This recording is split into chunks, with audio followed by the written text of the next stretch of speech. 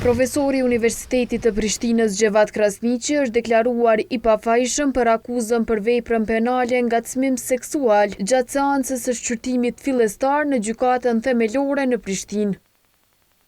Krasniqi në këtë akuzë e ngarkon se në cilësinë e profesorit të matematikës në Fakultetin e Mjekësisë është përfshirë në sjellje të padëshiruar verbale të natyrës seksuale. Ai e ka hedhur poshtë pretendimin e përmendur në akt akuzë se 4 studente i ka ngacmuar seksualisht me fjalë. Absolutisht i pafajshëm. I pandej deklarancë është absolutisht i pafajshëm. Këtë deklarim i akuzuari e bëri pasi që prokurori Blerimi Grishta e lexoi akt akuzën e plotë. Të dëmtuarës Erjona Bilalli, me fjalën, të dyja i keni lyer buzë të njëjta.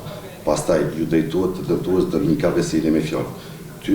Lyti sa dush se buzë si të Erjonës nuk mundesh mi pas. Po ashtu të dëmtuarës Erjona derisa ka qenë në zyren e të pandirit Gjevat në një moment i kishte thënë dhe demonstruar se do t'i kishte bërë masazh. Pastaj i është drejtuar me fjalë të dëmtuarës së Nisa Aliu. Po duke shumë bukur, shumë mirë, je veshur, lyj gjithmonë që shto në ngjyra e kuqe e flokëve po të bie në sy. Për akuzat që profesorit i vije në bar, avokati i tij Drilon Imeri tha se janë të bazuara në spekulime. Duke besu plotësisht në paancinë e gjyqësorit dhe në profesionalizmin në përgjithësi të gjyqtarëve si të gjyqtarit konkret në rast, ne vlerësojmë se ky rast do të mbyllet me një vendim meritor, i cili do të jetë pafajësia e profesorit Krasniqi, për arsye se kjo akt akuzë në tërësi është e bazuar në spekulime, është e mbështetur vetëm në deklarata të dëmtuarve pa asnjë provë personale apo materiale tjetër. Kështu që ne presim që kjo procedurë të zgjidhet me një akt gjykim lirues.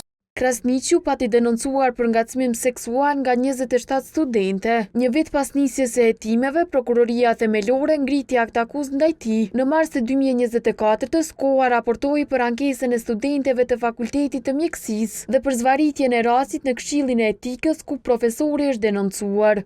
2 muaj pas denoncimit, Krasniqi u pezullua nga pozita e profesorit në Universitetin e Prishtinës. Këtë vendim e pati marrë rektorati UP-s pas rekomandimit të Këshillit të Etikës, që Krasniqi të pezullohet nga puna deri në përfundimin e hetimeve nga ana e prokurorisë. Kundër profesorit Krasniqi, 10 student kanë protestuar me kërkesën që ai të përjashtohej nga UP-ja, por rektorati ka shpërfillur këto kërkesa.